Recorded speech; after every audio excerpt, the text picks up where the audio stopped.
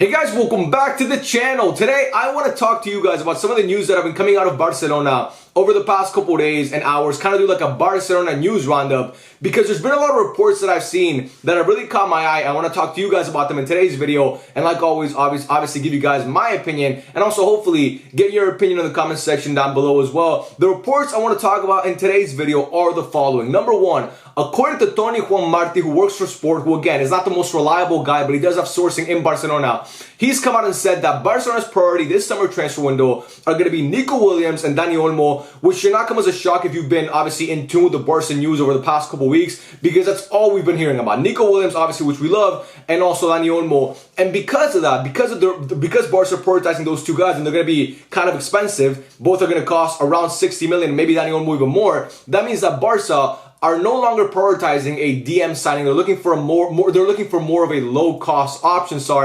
Kind of like what we did with Romeo last year, kind of like a guy in the margins. Not really a marquee signing like a Subimendi or an Onana like most of us want. They're going to look for someone cheaper. And the guy that they're reporting that apparently Barca are looking at, again, according to Tony Juan Marti, is N'Golo Kante, who's obviously currently playing in the Saudi League, who had a decent Euro campaign. And now Barca are looking at N'Golo Kante to obviously maybe bring him in on a low-cost option. So I want to talk to you guys about that whole thing. And I also want to talk to you guys about one more thing that I saw regarding Vitor Roque, our old friend Vitor Roque, that apparently Barca said they get an offer from the Saudi League. They're going to sell him, and also that he hasn't been impressive in training. I want to talk to you guys about those two things. And again, like I said earlier, whatever you guys agree or disagree with, please let me know in the comments section down below. And yeah, let's get into this. First, let's talk about Dani Olmo, Nico Williams being Barca's priority this summer transfer window. Like I said, if you've been following the Barca news, it's all we've been hearing about. Nico Williams, Dani Olmo. Obviously, most of us, I think 99% of Barca fans, we want Nico Williams. Bring Nico Williams to the Camp Nou. That to me is priority number one for Barcelona this summer transfer window. If Nico Williams is wearing a Barca kit next season and playing at the Camp Nou or at Montjuic, I really don't give a fuck, but hopefully at the Camp Nou, I'll be happy. I'll be a happy man, because that guy, like I've said before, he seems to be a generational talent, and we saw it at the Euros, so I want Nico Williams to come to Barca. Again, it looks like talks are advancing. It looks like today a fan asked Joan Laporta in his car if they're going to bring in Nico Williams, and he said, we'll try. Obviously, we'll try as much as we can. So it looks like everybody's on the same page. Bring Nico Williams to the Camp Nou, and I'm hoping this week, because it came out also reported that Barca don't want to drag this saga out too long, that it looks like we're going to hear something about Nico Williams this week. Hopefully it's a here we go by Fabrizio Romano, and Nico Williams can be a Barca player by this time next week. I'm honestly hoping for that. So obviously, I don't want to talk too much about Nico Williams, because we know we all want him, and he's probably going to come to Barca. Let's talk about Dani Olmo, because look, bro, obviously Barca, it's not the first time we've been linked to Dani Olmo over the past couple months. He's a guy who's been heavily linked to Barca since, honestly, like I started hearing the Dani Olmo links around February and honestly March, and like it's been ongoing for a couple months now. And you guys know my opinion on Dani Olmo. I think most Barca fans are on the same page when it comes to Dani Olmo. He's a luxury signing. He's a guy who you don't really need.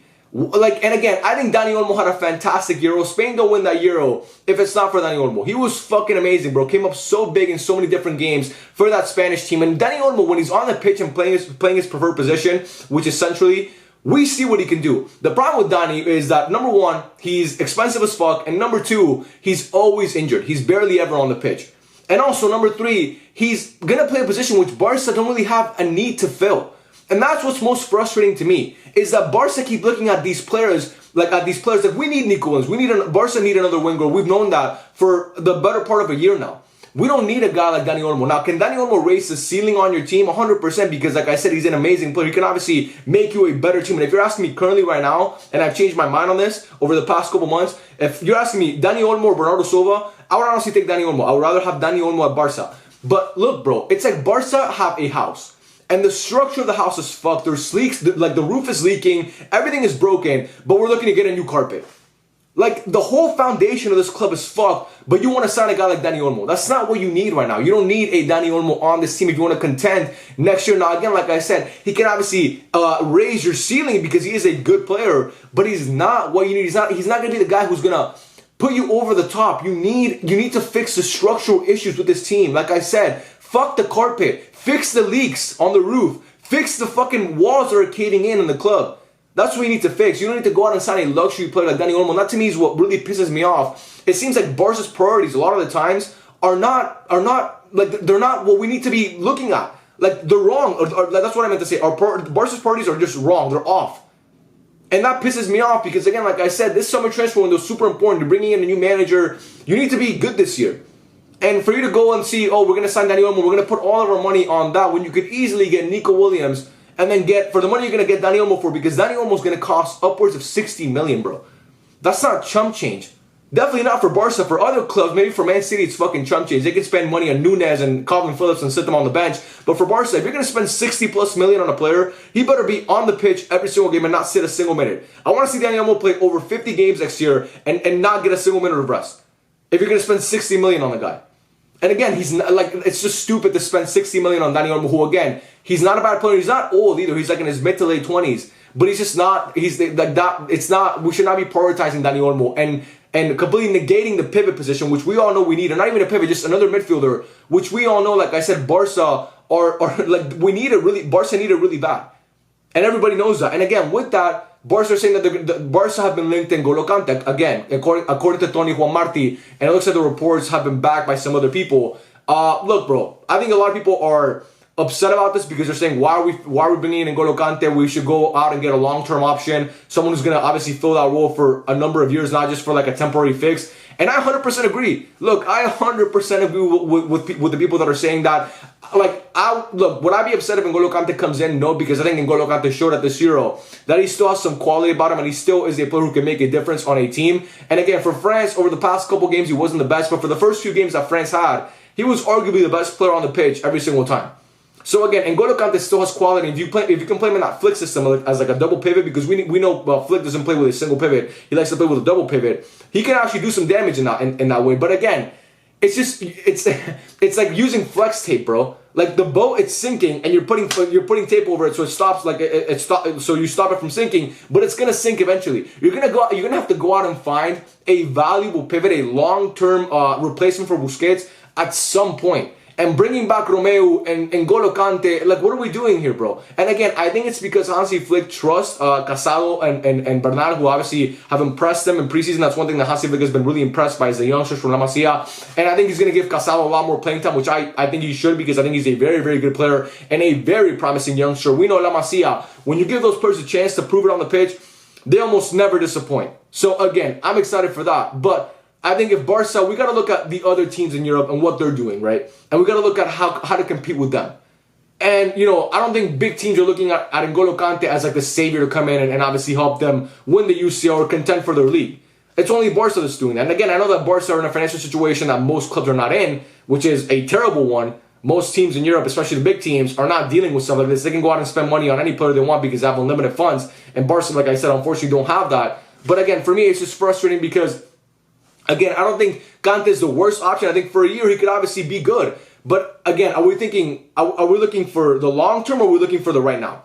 Because look, I'm a Barca fan and I'm selfish. Like, look, I understand that it might sound weird because I want Barca to be good next year and I want Barca to be good in the long term. And a lot of times, sometimes you have to sacrifice the future for the now. But I think Barca are in a sweet spot right now where you have so many youngsters that are obviously going to still get better, like Lamine Yamal and Paco Juárez and Fermín López and Pedri and Gavi and all these guys. We're obviously hopefully going to get better. Not hopefully, they are going to get better. But also, you've been pretty shit over the past couple years, so the fans want trophies now as well. So you kind of have to play that balance, right? But again, for me, coming in and signing a guy like N'Golo Kante, again, for a short-term option, it's good. But for the long term, you're looking at, like, it's just not going to help you at all. It's like N'Golo Kante's not going to be wearing a Barca kit in 3 years from now. And again, you got to think about the future. You got to think about this project that you're trying to build with Flick.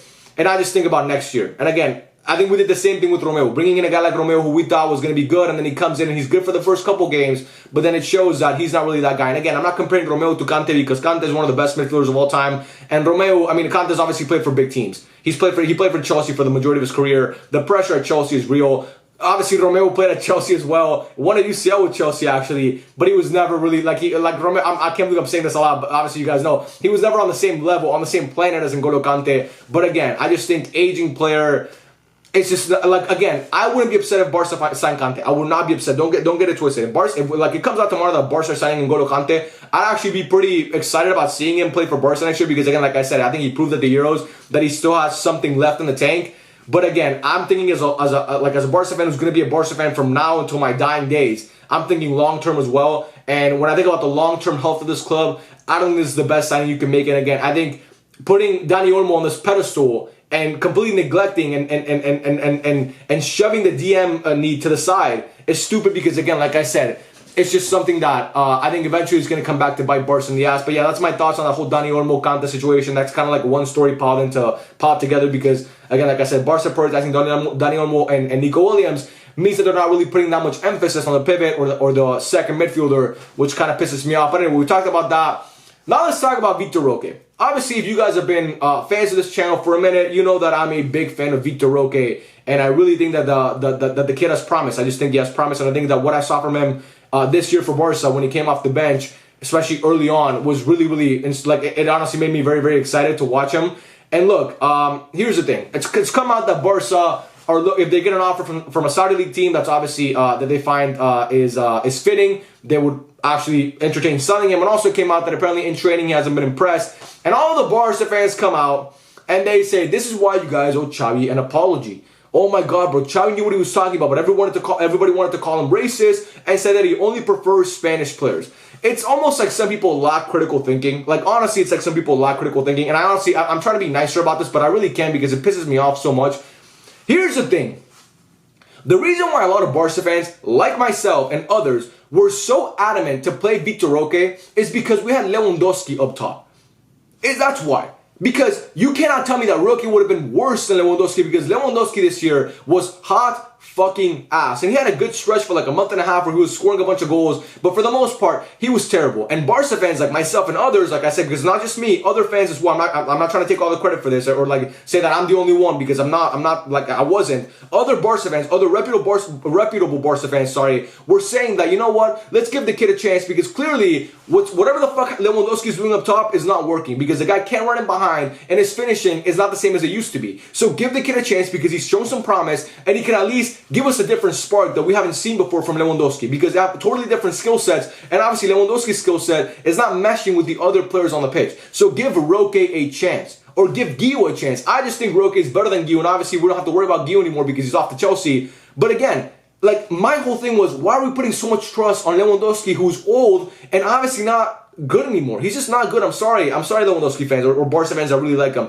Lewandowski's just not good. I'll be the one to tell you that. Honestly, I'll break the news to you. He's just not a good player anymore. And next year you're going to see this guy's fucking washed. I'm sorry, he's just washed. So for me, the frustration was seeing all the trust put on Lewandowski when, again, you have a long-term, hopefully, replacement on the bench and play him because this guy's not working. If we had Man City strikers, we had Haaland and Julian Alvarez up top, no one would be talking about Vitor Roque. No one would be talking about keeping Vitor Roque at the club. We would be like, oh, loan him out, see if he can get some experience, and then hopefully in a couple years, he can come in and challenge for the spot. You know what I'm saying? If we had Harry Kane up top, no one is saying, oh, we need to get Vitor Roque on the pitch. So Barca fans, we were not shitting on Xavi because we just wanted to shit on Xavi for the sake of it. We were upset because we saw a kid that had the talent on the bench, and you keep playing the same fucking guy up top and refuse to take him out of games. And when you make the sub, you bring in Joao Felix, you bring in Ferran Torres. Like my problem was, you never gave the kid a chance. And again, does he not know how to play the Rondo that well? Because I saw that the report came out that apparently in the Rondo he wasn't that good, bro. What the fuck are we talking about here? Now that's the requirement to get on the pitch at Barca. You gotta be able to play the Rondo well. Like you gotta take the ball off you gotta get off the circle. Come on, man.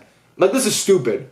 It's stupid. I'm sorry. Again, I'm not in training. I'm not seeing what he's doing in training. I'm guessing if the reports are coming out that he's not good. And obviously, Xavi was also one that said that he hasn't impressed a lot in training. I'm not at the Ciudad Esportiva or Deportiva, whatever the fuck it's called. It's like some name in Catalan. I don't know how to say it. But anyway, I'm not in Barca's training facility. I'm not in the training ground. I'm not a coach. So I don't know how Roque is performing week in and week out on all these drills, whether it's like actually on the ball or just physical or whatever it is.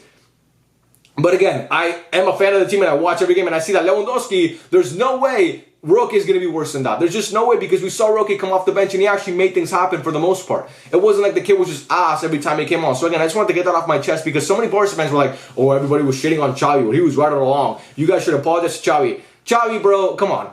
Like he never gave the kid a chance.